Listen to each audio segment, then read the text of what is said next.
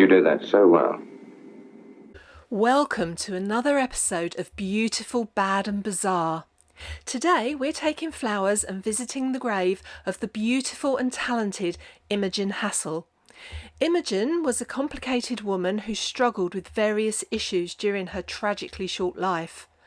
Born in Woking, Surrey, on the 25th of August 1942, Imogen came from a wealthy family who were immersed in the creative arts.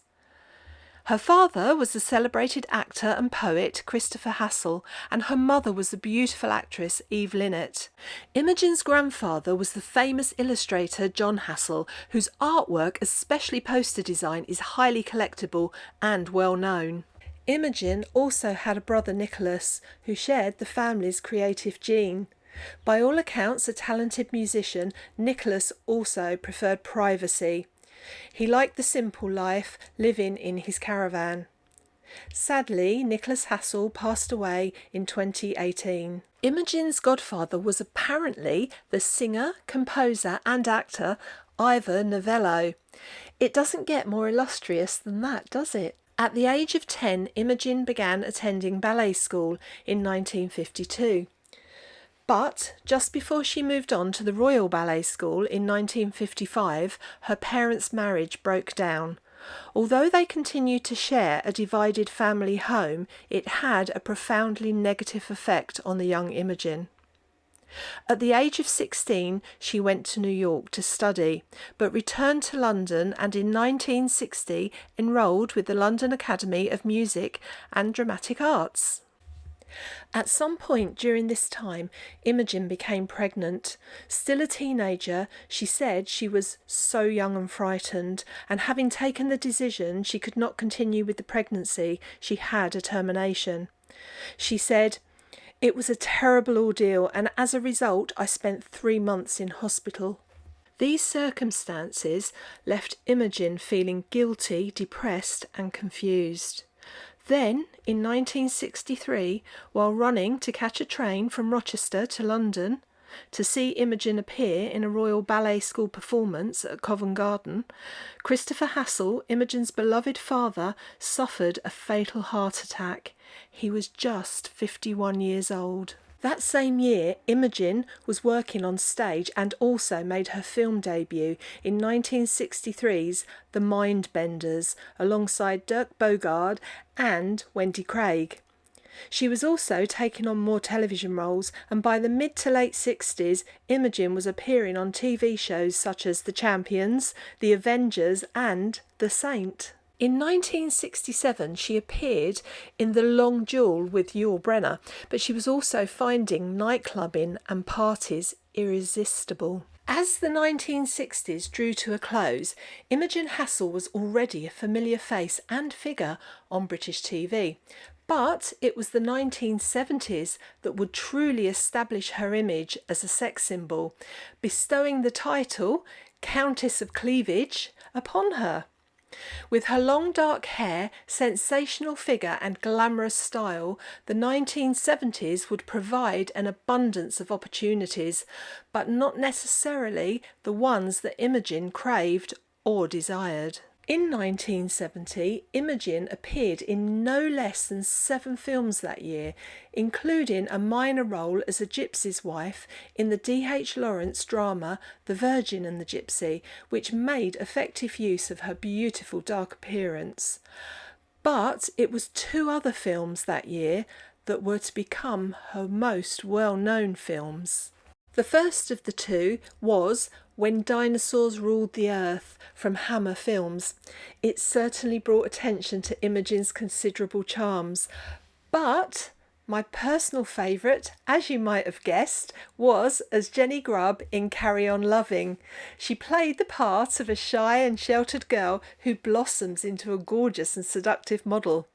In my opinion, it's truly one of her greatest performances, and it's difficult to understand why it was her one and only Carry On film. If you've seen either of these films, I'd love to know what you think in the comments below. Oh, excuse me. Am I interrupting? 1970 also saw Imogen become a part owner in a boutique in the King's Road, Chelsea. The boutique was called Fluff after one of her grandfather's posters. After the fast pace of 1970, things began to slow down. In 1971, Imogen said, "I don't want stardom, I want to have a baby. I could have the jet-set life if I wanted to, but where would it take me? I think it's more important to have a home and a family." She said of her career, "I think I became a joke. I've got to be more serious and prove I have real talent." And she went on to say, "Mind, I must be honest, I missed the first nights. They were great fun. I adored all the acclaim and affection they brought. The atmosphere and the crowds and the photographers. I'm a person who needs affection and recognition too." Despite this, 1971 saw her make Incense for the Damned, a horror film with Peter Cushing, which was also known as Bloodsuckers, and an episode of The Persuaders. Brett to my friends, but you may call me darling.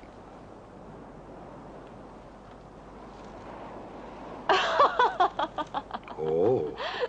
It seemed that 1972 would be a positive turning point for Imogen Hassall, but it was in fact the beginning of the end. She continued to appear in a variety of stage plays and she made a TV movie. Imogen also declared that year that in her spare time she loved to write and watch old movies and had a longing to move to the country. She'd spent much of her childhood at her father's home at Tomford Manor in Canterbury, Kent, and would reflect on how idyllic it was. By October 1972, Imogen revealed her dream of motherhood was about to become a reality. Daringly, for the time, she and the baby's father were not married.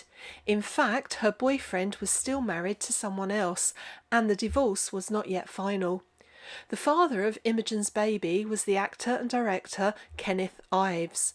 In contrast to previous statements, Imogen insisted she would not give up her career. Sadly, in November 1972, Imogen announced that she'd lost her baby.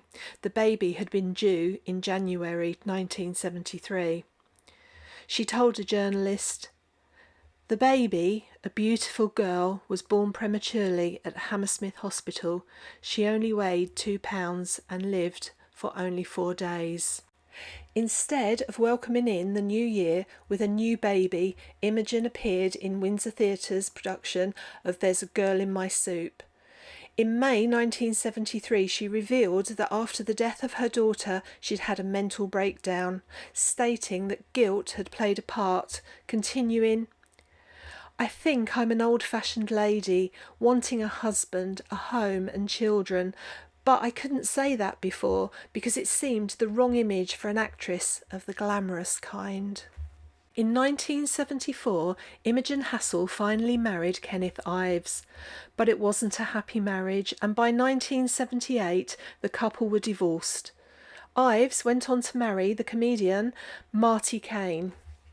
TV and film work had all but dried up for Imogen, and the family that she'd so longed for seemed destined not to be hers. During 1978, she focused on other projects, including assisting the author David Coupledish, who was working on a biography of her famous grandfather, John Hassall. And while film and TV offers were notably absent, Imogen was still working on stage. It was during one of these stage plays that she met her future husband Andrew Knox when they were performing together in Say Who You Are. The couple had a whirlwind romance, marrying in January 1979 and moving into a cottage in Wimbledon, London. In February 1979, Andrew Knox told a reporter that Imogen was volatile and that during an argument she'd bit him, so he bit her back, describing her as feisty but adding that she was a splendid little homemaker. As you can imagine, this did not bode well for their future together. Just 8 weeks after their marriage, the couple separated. To complicate matters, Imogen was pregnant, but sadly miscarried the baby. By January 1980, Imogen Hassall's life was out of control. She hated the cottage in Wimbledon and was facing 40, no longer being offered work, her personal life in turmoil, and no apparent improvement of her prospects on the horizon. On Sunday, the 16th of November 1980, Imogen Hassall was due to go on holiday with friends to Kenya. Unbeknown to them, the previous evening Imogen had had a blazing row in a local pub. She had returned to her cottage, taking an overdose of antidepressants. Imogen Hassall was just 38. The friends, including the actress Susanna Lee, discovered Imogen on Sunday afternoon. At the inquest, they told of finding Imogen with her phone off the hook and her hand pressed into the dial. Her agent, David Daly, said she desperately wanted to shrug off her image as a sex symbol, but could not get work as a straight actress. She had done some topless work and stuff like that, and had got cast in a role which she could not escape from, although she was in fact a very good actress. She had taken an overdose of pills 2 weeks before her death and had attempted suicide several times, but she would always phone her solicitor or accountant who would get her to hospital in time. So here we are at the final resting place of Imogen Hassall. It's a blisteringly hot day today at Gap Road Cemetery in Wimbledon. Arriving at Imogen's grave, it's lovely to see it so well kept and tidy. There was a pretty ceramic single pink tulip in the flower pot, and I've added the roses around it. Her memorial reads, "In loving memory of Imogen Hassall, born the 25th of August 1942, died the 16th of November 1980. Imogen Hassall faced many challenges during her tragically short life, and her enthusiasm for partying and attending premieres often overshadowed her acting achievements in newspapers. Imogen appeared the extrovert, covering the depth of her loneliness, depression and fears. Thank you for joining me in this step back in time to remember a gifted, strikingly beautiful and charming actress, Imogen Hassall.